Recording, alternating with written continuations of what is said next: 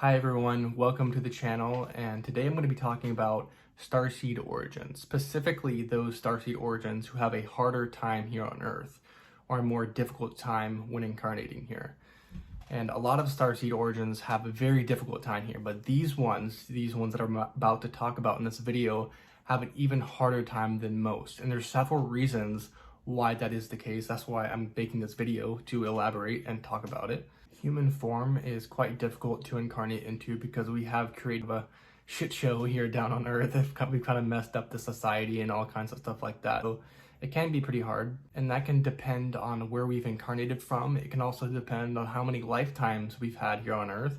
Sometimes it can also depend on how strong our soul is, or how well our soul adapts to certain situations or certain lifetimes. Sometimes it's not about the amount of lifetimes that we have here on Earth or in ET lifetimes. Sometimes it's about making those lifetimes that we had here count. So you might see someone like Jesus, for example, the soul of Jesus. He prepares a lot more for his lifetimes. So he's going to kind of make them count more. So he's not going to incarnate as often. Some, souls are meant to incarnate. They do better with incarnating like really fast, doing a lot more lifetimes to kind of get used to it. Some souls need that. But anyways, I'm going to go ahead and get into the top 3 Starseed Origins who generally have a more difficult time when incarnating here on Earth. The third one I'm going to start with is Blue Avian. I tend to know a lot more about Blue Avians and avian starseeds because I am one myself, and you can go check out my last video if you want to hear a channeling from the Blue Avians. It's pretty good, and thank you for commenting on that and liking that and watching that video. It means a lot to me. But anyways, we're gonna go ahead and get into Blue Avian. Why is it so hard for them to be here on Earth?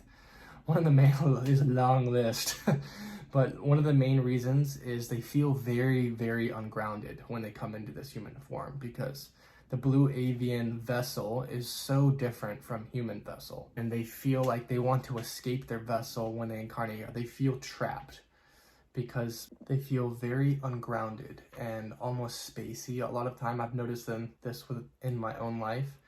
I felt very ungrounded, very spacey, like when I'm in school and things, I couldn't focus. And one thing about avian like starseeds is when they really enjoy something, of course they're able to focus on it more, but their focus is very like laser vision. They're able to focus on things like this, but they're able to put all of their energy into one thing sometimes, and that can be really helpful in life, but it can also be pretty detrimental in a lot of ways, just being functional in the society that we've created today.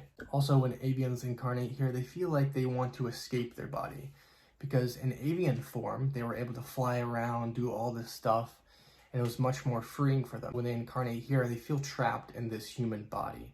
They want to escape their physical body. That's why you'll see Blue Avian Starseeds, when they're growing up in the education system, they're like hovering outside of their body the entire time. I noticed that within myself, that I was just hovering outside of my body for the first 20 years of my life because I didn't want to be here. And ever since a young age, I didn't want to be on Earth. I would tell my parents that all the time. I don't want to live anymore, things like that. And then over time, it's become different for me. I've learned how to live a little bit better through like yoga and meditation, things like that. And the final reason for Blue Avians is they respond to the environment that is around them. So they're kind of like a product of their environment. They take on the energy of everything that's around them, and they transmute that energy. This can be a good thing, and it can also be a bad thing. If you have unhealthy people that are around you, or you're growing up in an unhealthy environment, it'll be very hard for these type of starseeds to function. And that's why it's very important for them to get around other people that are high vibrational. They are also very empathetic in general, and I've noticed this within my own life. I can feel the emotions of people that are around me very intensely, and it can be hard at times. So I'll have to remove myself from that situation if I don't like it. Or I've also noticed that, unlike the other next 2 starseeds that I'm going to talk about, Blue Avians, I've noticed that I've been able to process emotions pretty well, pretty decently, but it's just dealing around with other people in our society has been a little bit hard for me, pretty hard. But overall, I would say Blue Avians are decent at feeling and processing emotions and stuff. And one last thing before I get to the next two is that blue avians like to live in the moment. It's very almost kind of hard to explain because they almost like to be checked out of their body at the same time, and they also like to be here in the moment. You're like, how does that work? But they're just not very good at processing time. So when especially in my life, I've noticed I've never been good at like planning things, or I've never been good at planning things or looking into the future for dates. When people ask me what day of the week it is, sometimes I just don't know. I've never been good with the months of the year and stuff. I just like living in the moment and just living day by day. When other people feel anxiety about time and things like that, I don't feel anxiety about that as much. So if I feel anxiety, it's usually about something in the moment. So I'm not as good at like planning things. So when something comes up, it kind of causes anxiety in the moment because I haven't planned for it, if that makes any sense. And that was a lot for the blue avians because I just know a lot about them. But the next starseed origin is Reptilian starseed. And this is a pretty rare starseed. I don't see them too often, but it's pretty hard for when they do incarnate here on Earth. And there's many reasons for that. Their vessel is also pretty different than to that of human. But one positive thing that I've noticed about reptilians, they have very strong souls. So they can kind of endure more pain, more suffering than most people on Earth, which can kind of be a bad thing because for sometimes to provoke the most amount of change in your life, you need something bad to happen to you. So when something bad happens to you, like a reptilian starseed, it has to be something that's not very good for it to really, provoke change in their life. So it can be a positive thing and a negative thing. But once they get on their path, they're pretty strong. Also, there's many different types of reptilians. There's, taller draconian ones, there's shorter ones, there's just many different types.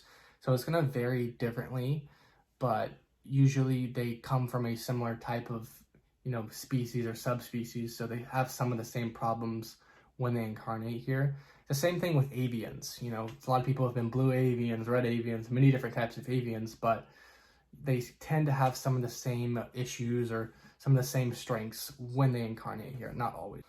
Another thing with reptilians, like I said, they have very strong souls, so they play very difficult roles when they come here to Earth. So they may take on very massive amounts of responsibility, or they may even be in high positions of power, or even just they might even play the role of a narcissist or an egomaniac or something like that, because on Earth we really need those type of souls to play those type of roles, because a narcissist really teaches the empath how to love themselves in the long run.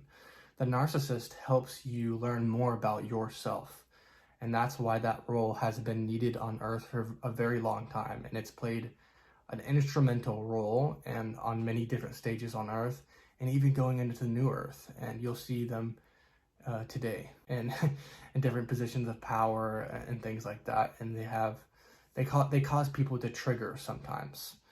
Some of these reptilian starseeds, and they lack a little bit of self-awareness of how other people feel, and they're not as empathetic most of the time. And this is some of the same ways they sometimes like to play victim a little bit, which can be very hard. If you're playing victim a lot of the time, it can be pretty difficult. Also, some reptilian starseeds, not all, they like to control the situation a little bit, take control. And sometimes we need that. You need someone to, take control of the situation and take things by the skin of their teeth. But sometimes that can rub people the wrong way at the same time. Moving on to the next starseed, we have Gray. And Gray is, I would say, the #1 hardest starseed that I know of right now. Of course, there's many, I'm sure there's that are harder than Gray, but Gray aliens are very intense. If you've ever felt their energy before, they don't feel a whole lot of emotion. And when they come here into human form, they lack a lot of emotional intelligence. And that can be very difficult, because one of the main ways to be human and to excel as a human is to be connected with your emotions, being able to navigate this reality with your emotions. That's just kind of how the human body works. When they were in their Gray alien type of bodies, they didn't take into account their emotions at all, or they hardly had any emotions at all. So except like maybe curiosity or something. They don't really have emotions. That's why it's so difficult when they incarnate here. And Greys tend to be very intelligent, especially analytically on many different types of levels, like just super intelligent. And this can also lead to their downfall a little bit because they are so smart up here, but they're not as connected down here. And the more and more they incarnate here on Earth, they tend to get better at connecting with their emotions. And the thing is with Greys, a lot of times they can't even come straight into human form. They'll have to either incarnate as another ET and then come here, because it's just too difficult when you come straight from Gray to human. So sometimes they'll be a Gray, and now they're actually like making Gray human hybrids. So they'll incarnate as a Gray human hybrid first, and then they'll come be a human. I've always thought that was pretty cool too. This is most of really what I have to say about these 3 starseeds. But my final thoughts on this is, everyone's just trying to do their best job here on Earth. It's pretty difficult for a lot of people here, no matter where you've come from. And so I just think it's best to try to do the best we can in the moment and see where it goes. But anyways, those are my final thoughts on this. And if you want to learn more about this kind of stuff, you can check out other videos on my channel, or you can check out Kristins' channel. She has a lot of videos on Pleiadians, different things like that. And Kristins and I are going to be running a Starseed Origins course in the future. So if you want to learn more about this type of stuff, you want to be able to communicate with these extraterrestrials, go more in depth, you can also take that course. I'll keep you guys more updated in the future of when that's going to be. And if you're interested in that, please let me know in the comments. And if you have any extra questions about any of this stuff or anything to add to what I'm saying, leave that into the comments and tell me what kind of starseed you are in the comments. And I'm very interested to see what you guys are. So thanks for watching the video, and have a great day.